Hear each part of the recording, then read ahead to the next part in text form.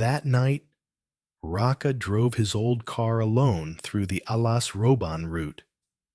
The winding road was only lit by the dim headlights of his vehicle, sometimes shrouded in a thin mist. He was on his way back from a work trip from Semarang to Pekalongan and had chosen to drive late at night to save time. But he didn't know when an odd feeling began to creep up on him. The dashboard clock showed 1 a.m., but the atmosphere felt much later. The road he was on seemed to have no end. Several times, he was sure he had passed the same turn with a large tree branch hanging low over the road. Cold sweat began to dampen the back of his neck. He tried to turn on the radio to get rid of the loneliness. However, he only heard static and faint whispers, like people talking in a strange language. Annoyed, he turned off the radio. "Maybe it's a signal problem," he muttered. Suddenly, in the distance, he saw a light. He sped up, hoping to find a village or a roadside coffee shop. But as he got closer, the light wasn't from an electric lamp. Instead, it was from a row of torches lining the road, illuminating an old, moss-covered wooden archway. Above it was written, "Welcome to Karangjati Village." Raka was stunned. He didn't remember a village called Karangjati on the Alas Roban route.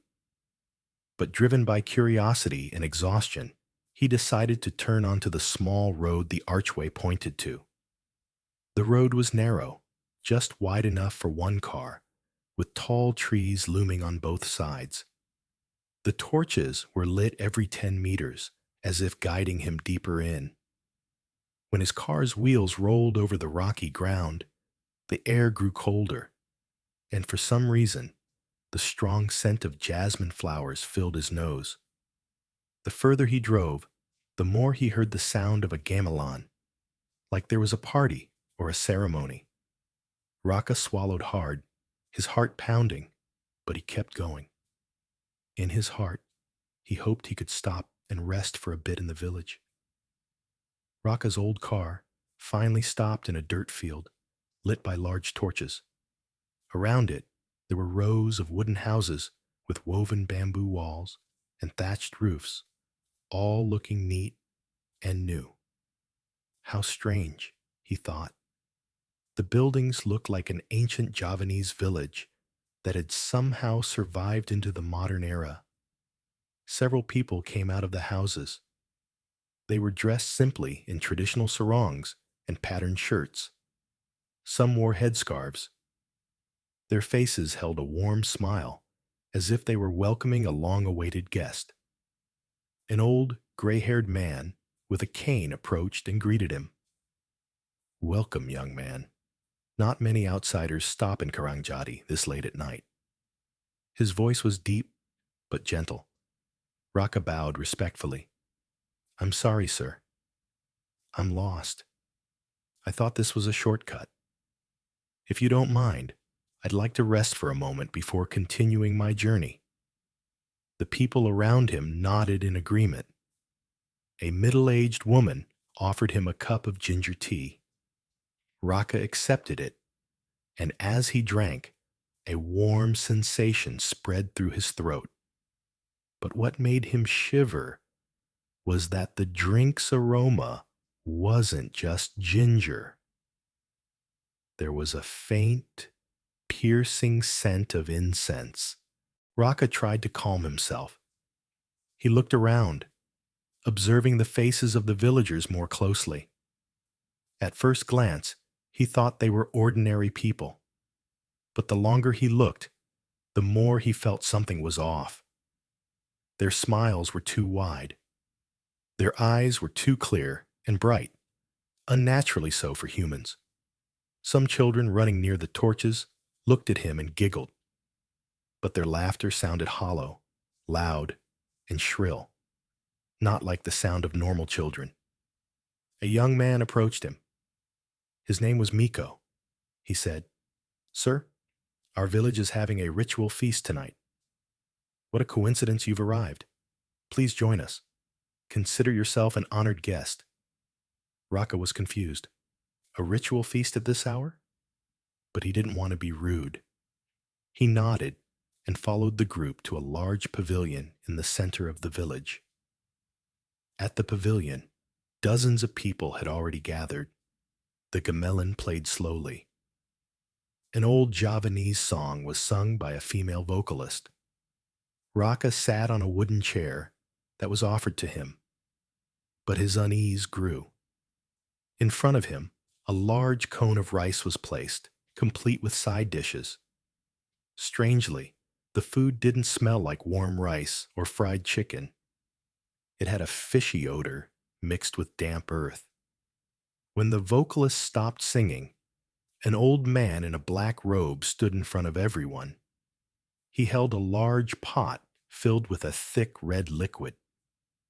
"Tonight we have a special guest," he said, looking at Raka with a smile that didn't reach his eyes. "He will bring a blessing to our village." All the villagers bowed their heads in unison. Raka's blood ran cold. The man's words felt like a bad omen. As he was about to get up and find an excuse to leave, he saw something in the crowd. The faces of the villagers were slowly changing. Their eyes became pitch black, without any eyeballs. Their skin turned pale. Some even looked like they were rotting. But strangely, they were still smiling widely at him. Raka wanted to stand up and run from the pavilion, but his body felt glued in place. For some reason, his legs felt heavy, as if an invisible rope was holding him to the wooden chair. He tried to avoid the gaze of the man in the black robe, but every time he looked down, the gamelan music grew louder, forcing him to look up again. "Let us welcome our guest with prayer and an offering," the old man said. He raised the pot of red liquid. When he opened the lid, a strong, fishy smell filled the air. It was exactly the smell of fresh blood. Raka was about to throw up, but the people around him respectfully bowed. Some even stuck out their tongues, as if thirsty, waiting for a drop of the liquid. Suddenly, the female vocalist began singing a slow, chilling song. The melody felt like it was piercing his soul. It was a song about thirsty spirits and a village protected by supernatural beings. Raka couldn't understand all the words, but the meaning was absorbed into his head. The guest who came tonight must be given as a sacrifice for the village's eternal existence. A young man approached, carrying a long knife adorned with a red cloth. Raka panicked. He grabbed the back of the chair, trying to stand, but his knees were weak. The young man's hand reached out as if to pull him into the center of the circle. "No, I have to go," Raka screamed. But what he heard wasn't his own scream, but faint whispers from many mouths. "Stay here. Don't go home. You belong to us." In his panic, Raka's eyes caught sight of something strange at the end of the pavilion. There was a large mirror with a teak wood frame. In the mirror's surface, he saw his own reflection, but it wasn't him sitting there in fear. The reflection showed him smiling, wearing a patterned headscarf, and behind him stood the villagers with their true faces: rotting corpses, empty eyes, bodies covered in dirt, some still in dirty burial shrouds. Raka shrieked. He grabbed the cup of ginger tea on the table and threw it on the ground. The shattering sound seemed to momentarily break the supernatural power holding his body. He immediately stood up, pushed the young man with the knife, and ran out of the pavilion. The gamelan music suddenly turned chaotic, sounding like a high-pitched shriek of metal scraping against metal. The villagers all turned to him. Their faces no longer tried to hide their true form. Dozens of figures with rotting bodies chased him. Some crawled quickly. Some ran without a sound, their steps seeming to float above the ground. Raka ran through the crowd, past the torches that seemed to dim one by one as he passed them. His breath was ragged, his chest about to burst. He glanced back and almost went mad at the sight. The villagers' mouths were wide open, their long tongues hanging out, letting out sobs and laughter at the same time. He kept running until he returned to the village archway. But the archway was different now. The moss-covered wooden board was gone, replaced by a skull carving with Javanese script that he couldn't read. The torches on either side of the road went out at once, leaving a thick darkness. Raka stopped, out of breath. "My God, how do I get out of this place?" he muttered. But when he turned back, he saw that the road he had just taken had changed. It was no longer a rocky path, but a wet road full of blood puddles. In the distance, the shadows of the villagers were still approaching slowly, not in a hurry, as if they were sure Raka couldn't go anywhere. Raka ran aimlessly into the deep darkness of the forest. His breath came in gasps. His chest felt like it was being stabbed. The sound of unnatural footsteps still came from behind. Sometimes they were running, sometimes floating, sometimes like hundreds of claws scraping the ground. Occasionally, he heard faint laughter, crying, and even whispers calling his name. He ran into a large tree, stumbled, and fell. As he was about to get up, his eyes caught something on the ground. A wooden board half buried in the mud with a faint inscription. Karangjati Village, submerged in 1928. Raka's heart pounded even faster. Submerged. He wiped the mud from the board and read it more clearly. This village vanished with all its residents in a landslide. No one survived. His body trembled. He just realized that the village that had welcomed him had been gone for a long time. The people he had met were just spirits trapped in a loop, reliving their last night. And now he was being made part of that ritual. The sound of a snapping twig was heard behind him. Raka turned quickly, seeing the shadows of the villagers getting closer. In a panic, he decided to run in another direction. Following the faint sound of rustling water, he hoped to find a river or a way out. The further he ran, the clearer the sound became. And sure enough, he arrived at the bank of a small river. The water was pitch black but flowed quickly. On the other side of the river, Raka could faintly see a paved road. It looked like the main road he had been on before entering the archway. Hope briefly lit up in his eyes. But as he was about to jump, the ground on the riverbank shook. From within the mud, pale hands emerged, grabbing his legs. Raka screamed, struggling with all his might. But the more he fought, the more hands came out. From the darkness, the voice of the man in the black robe echoed through the air. "No one is allowed to leave. You have been chosen to be the new guardian." Raka looked up. The figure appeared on the other side of the river. His face was now clearly visible, as pale as a corpse, with black, empty eye sockets. He held the pot of blood from earlier. He poured its contents into the river. Instantly, the river water turned red, giving off a strong, fishy smell. Raka tried to kick and pull his feet from the hand's grip. With his remaining strength, he grabbed a fallen tree branch and used it to swing across. His body almost fell into the red water, but he managed to hold on and land on the other side. Without looking back, he ran towards the paved road.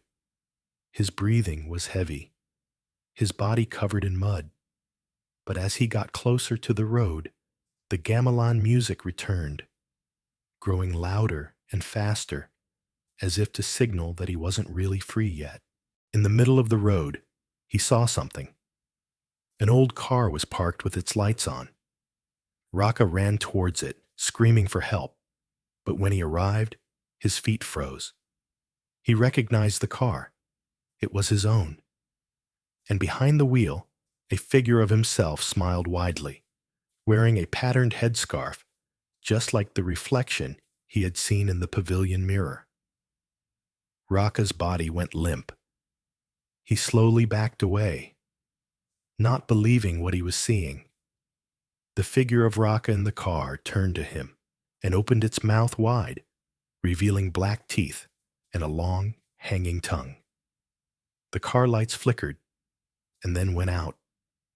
The darkness swallowed everything again. Raka stood frozen in the middle of the dark.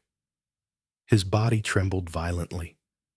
The figure of himself sitting in the car vanished as the lights went out. Now, only a thick silence remained. He tried to step back, but the ground under his feet seemed to turn into mud, holding his every movement. His breathing became heavier.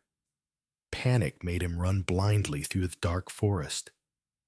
He no longer cared which direction he was going. After what felt like an eternity of running, he saw a light in the distance. He could faintly see vehicle lights passing by. It's the highway. Hope reignited.